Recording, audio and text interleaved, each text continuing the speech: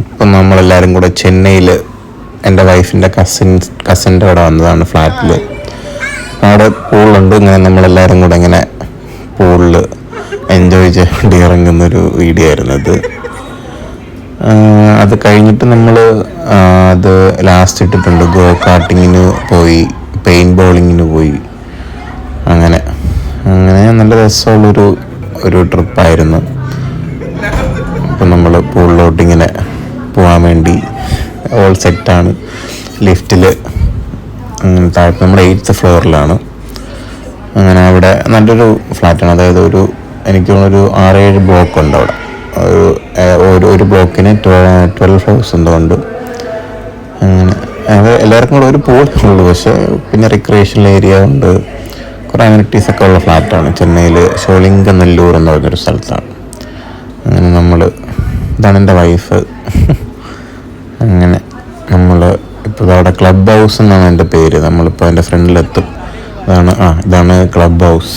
അപ്പം ഇതിനകത്താണ് ജിമ്മും play area അങ്ങനെയൊക്കെ ഉള്ളത്. എൻ്റെ ഫസ്റ്റ് ഫ്ലോറിലാണ് സ്വിമ്മിംഗ് പൂൾ. അങ്ങനെ നമ്മളങ്ങോട്ട് മന്ദം നടന്ന് നീങ്ങുകയാണ്.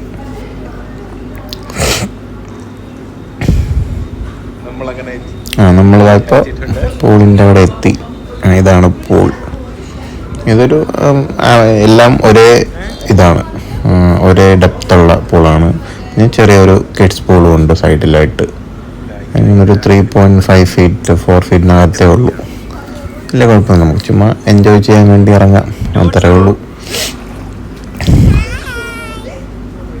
പിന്നെ ഞാനും എൻ്റെ അളിയന്മാരും കൂടെ ഇങ്ങനെ ചാടാൻ വേണ്ടി ഞാൻ ചാടി കഴിഞ്ഞു. അങ്ങനെ ഇപ്പം ചാടിയതാണ് എൻ്റെ ഒരു അളിയൻ. പിന്നെ ഇത് എൻ്റെ വല്യളിൻ്റെ ഒരു വൈഫാണ്. ഒരു വയസ്സല്ല, വല്യളിൻ്റെ വൈഫാണ്. ചേച്ചി നന്നായിട്ട് സ്വിം ചെയ്യുന്നുണ്ട്. പഠിച്ചിട്ടൊക്കെ ഉണ്ട്, സ്വിം ചെയ്യാനൊക്കെ അറിയാം. അപ്പോൾ നന്നായിട്ട് സ്വിം ചെയ്യും.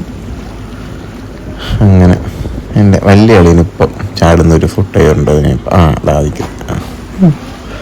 അങ്ങനെ വലിയ അളിയനും ചാടിക്കഴിഞ്ഞു.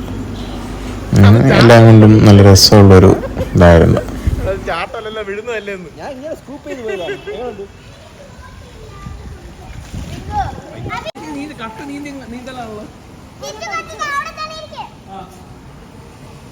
ഞാൻ നോക്കട്ടോ.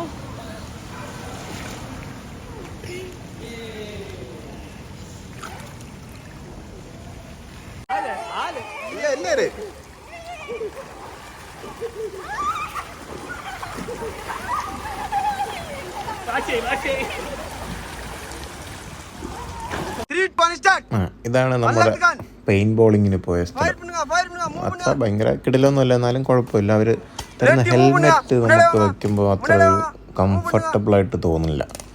ബാക്കിയൊന്നും കുഴപ്പമില്ല. എൻ്റെ തലയിൽ ബോളടിച്ചായിരുന്നു.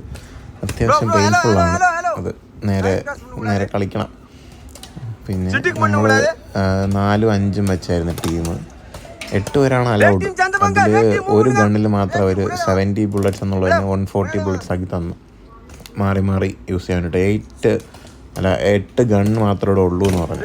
അവർക്ക് 9ാമത്തെ ആളിന് കൊടുക്കാൻ ഗണ്ണില്ലാത്തതുകൊണ്ട് ഈ ബുള്ളറ്റ് ഇങ്ങനെ നമുക്ക് തന്നു. 170 ബുള്ളറ്റ്. ഞാൻ ലൈൻ ക്രോസ് ചെയ്തിട്ട് എന്നെ തിരിച്ചു പറഞ്ഞു വിട്ടാ പുള്ളി. അങ്ങനെ ഞാനും വൈഫിൻ്റെ സിസ്റ്ററും കൂടെ അവിടെയായിരുന്നു. Wife opposite ടീമിലായിരുന്നു. അവർ ഇവിടെയൊക്കെ ഉണ്ട്. അങ്ങനെ അതായത് ഒളിച്ച് നിൽക്കുന്ന ഒരാൾ. എല്ലാം കൊണ്ടൊരു ഫണ്ണായിരുന്നു.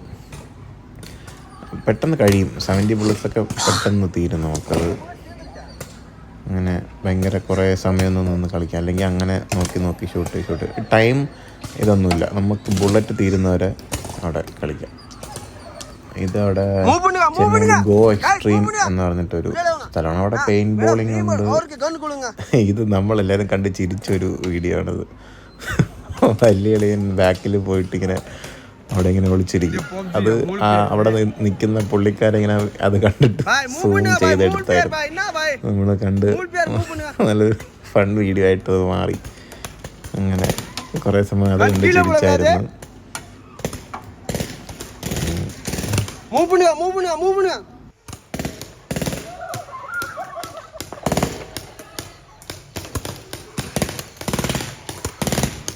மூவ் பண்ணுங்க மூவ் பண்ணுங்க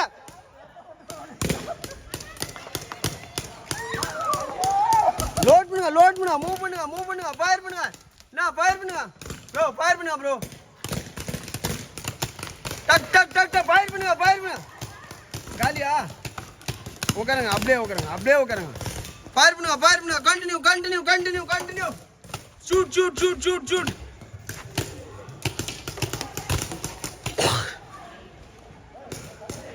இதே 2 பேர் தான் மூவ் பண்ணுங்க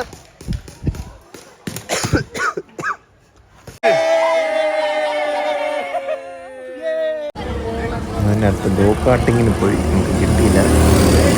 കൊണ്ടൊക്കെ ഇരുന്ന് ഇത് കഴിഞ്ഞിട്ട് നമ്മളൊരു ഐസ്ക്രീം പാർലറിൽ പോയി ഐസ്ക്രീമൊക്കെ കുടിച്ചിട്ട് തിരിച്ച് ഫ്ലാറ്റിലോട്ട് പോയി. അതാണ്